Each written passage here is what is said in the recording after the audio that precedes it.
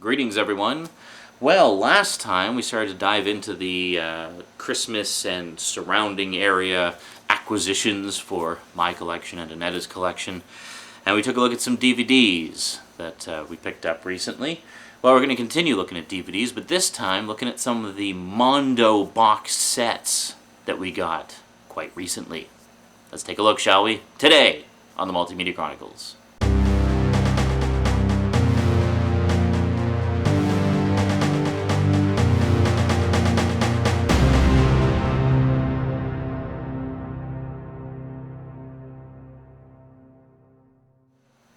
Welcome back. Well, this first one is actually one that Annetta picked up a while ago. I've been bugging her for ages, like ever since she got it, to do some kind of video about it and talk about it, but she's just been too busy or too tired or just hasn't been in the mood. So I figured, you know what, I'm just going to let her off the hook and I'll talk about it for a few minutes and we'll just get it out of the way, because I can't keep this under wraps anymore. I have to tell you guys that we got it.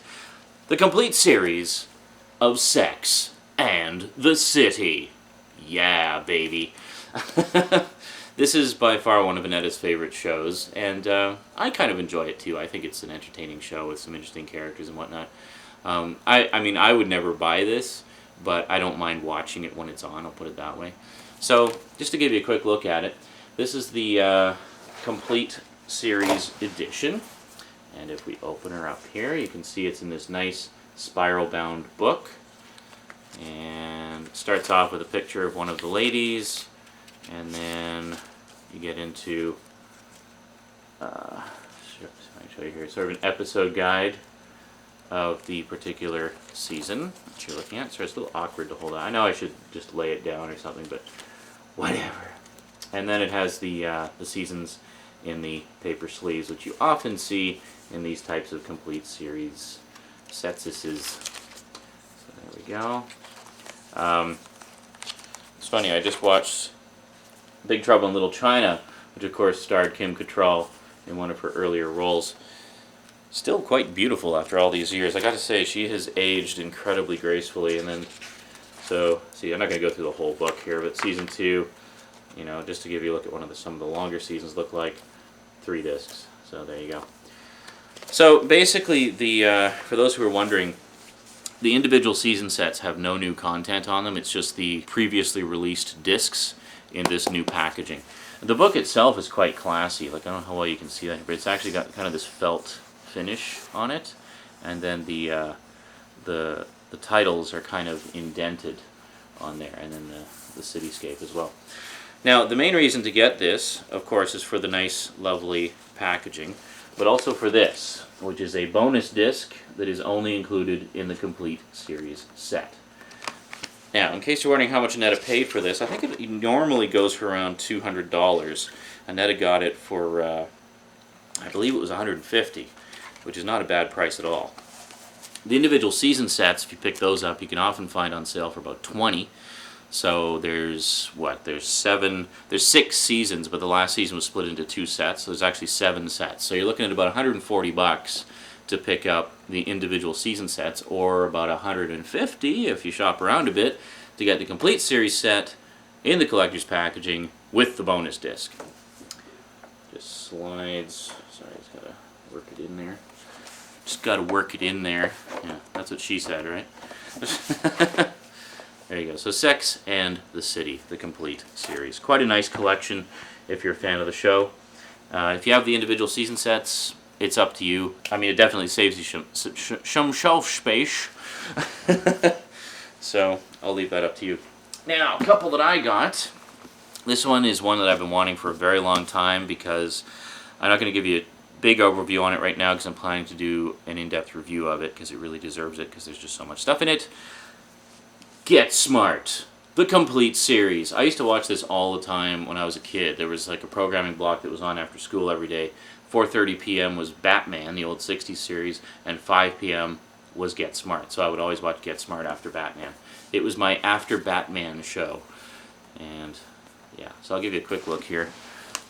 The front panel basically comes down like this. Oh, sorry, kind of spoiling the surprise there. And then you have it's like the doors, and then the telephone booth, and then you have the 5 seasons inside. Now, I should mention, the seasons that are included in this set, yes, they are organized into individual sets within the box. However, they are not the same as the individual season sets that you get in stores. The individual season sets that you get in stores are 4 discs, which basically have all the episodes and a handful of extras, basically. If there's a commentary or something like that, it'll be included with that. All of the seasons, all 5 seasons, in the complete series set have 5 discs. The 4 discs that you get in the regular retail versions, plus a 5th disc of bonus material. Now the bonus material in this set, and this is why I won't do an overview now, because it's just too much to go into if I'm doing multiple sets for this update. The bonus material in this is just ridiculously extensive. And whenever I get around to doing the full review of the set, I'll go into more detail about that, because I'm sure you'd be interested to know. But suffice to say, if you're a Get Smart fan, there is just a wealth of material in this set, and I cannot possibly recommend it highly enough. This is definitely worth picking up if you're a fan of the show. My only quibble about it is they waited so bloody long to put this out on DVD that sadly it came out after Don Adams had passed away, so unfortunately he was not able to participate in any of the extras. They do have Barbara Feldon, 99, participating quite extensively, and they do have a lot of archival footage, including some fairly recent stuff with Don Adams as well, talking about the show and sharing some of his stories. So it's kind of like he participated almost from beyond the grave. But but anyway, definitely a great set, and totally worth picking up. I mean, it's just wonderful. Last, but most definitely not least, one that Annetta and I have been watching almost every night since I got it. Another childhood favorite, this from when I was a little bit older, but still very much a child. Some would say I still am very much a child. I don't know what I can say to lead up to this that would possibly do it justice, so I'm just going to show you what it is. G.I. Joe, the complete series Foot Locker set. Check that out. 17 discs containing all 95 episodes. I can barely even fit it there. All 95 episodes of the show, and there's even a slot in the disc cases for the movie, which apparently Shout Factory is going to be re-releasing very soon. Now let me give you a brief look here. This is actually proper metal, by the way, around the edges. It's a very sturdy case, I gotta say. They did a very nice job of it. So you open it up, and you get this lovely control panel thing. Okay. And then you pull this up, and then you see the 2 cases with the discs inside. Alright, so that just kind of... Mine's a little crooked. There's actually a spot of glue that came off on the back, so I have to fix that. And then inside you have a dog tag, which is actually a USB drive, a 1 gigabyte USB drive with some G.I. Joe comics on it, and the collector's booklet. And I can't remember what's underneath the collector's booklet. Let me just take a quick peek here. I don't think there's much. No. And underneath the collector's booklet, I'll just move that over here. We got a little blurb about the dog tag, an ad for the Transformers Matrix collection. Oh, there we go. Some G.I. Joe temporary tattoos, which is pretty cool. Of course you rub on, that's why they're backwards. An ad for some G.I. Joe toys and G.I. Joe comics. And then of course the collector's book. And I should mention, where are we here? If we zoom in a bit. My name is in the book. That's me. No, that's not somebody else with the same name as me, that's me. Why is my name in the book, you're probably wondering? Well, basically because I helped Shout Factory out with some aspects of it. My name's in the book, the collector's book for the Transformers set as well. The reason being, I helped basically get them in touch with fans who knew about some of the problems with previous releases. I helped get in touch with I helped them get in touch with some of the people that they interviewed, and I also sent them some commercials from my old tapes. I actually went back through my old tapes from back in the 80s and dug out any and all old Transformers and G.I. Joe commercials that I knew I had, and even found some that I didn't know I had, and sent them off, so they included them in the set. Not to toot my own horn too much, but my commercials were way better quality than most of the other ones they found. The reason being, very simply, as you know, I've talked about this before, I've always been a huge quality buff. The main reason my commercials were so much better quality than a lot of other fans' commercials is because I didn't try to edit around the commercials when they were on. And so I would just tape a block of commercials with the idea of hooking up 2 VCRs and editing it later.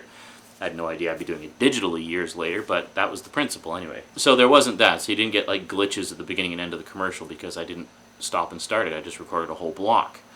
The other thing was I always recorded in SP mode rather than like the 2-hour speed rather than the 6-hour speed, because the 2-hour speed gives you way better quality on VHS.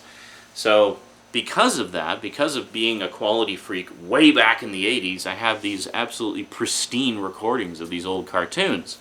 Well, of the commercials anyway, and some of the cartoons. So I knew that, you know, that Shout Factory was looking for stuff, so I basically just offered to send them. You know, I said, you know, if you've got access to the original masters or whatever and don't need them, that's fine, but whatever, I'd like to send them along anyway, just to help out with the set. So that's what I did. So they used some of the G.I. Joe ones and some of the Transformers ones, and there you go. Yeah, I haven't actually finished looking at all the extras, so I don't know all the ones they used. But I know they used at least a couple because I recognized them. So, don't know what more I can say there. Let's just put G.I. Joe away again. Trying to be careful here. There we go. I should mention the piece of cardboard on it. Check this out. Look at, you know those little gooey glue things, right? Look how many of them are on here. I mean, that's just insane.